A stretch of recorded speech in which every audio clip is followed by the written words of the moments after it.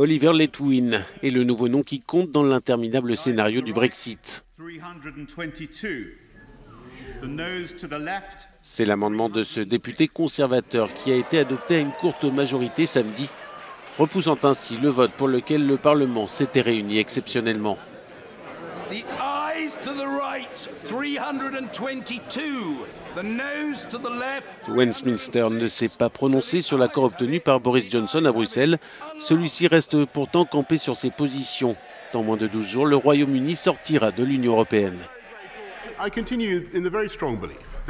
Je reste fermement convaincu que la meilleure chose à faire pour le Royaume-Uni et pour l'Europe entière est de se quitter avec ce nouvel accord le 31 octobre. Mais aussi d'anticiper les questions qui viennent de l'opposition. Je ne négocierai pas un délai avec l'Union européenne.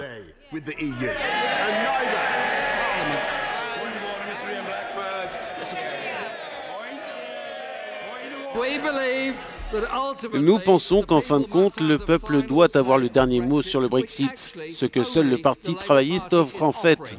Aujourd'hui est un jour historique pour le Parlement parce qu'il a déclaré qu'il ne serait pas victime de chantage de la part d'un Premier ministre qui serait à nouveau prêt à défier une loi adoptée par ce Parlement.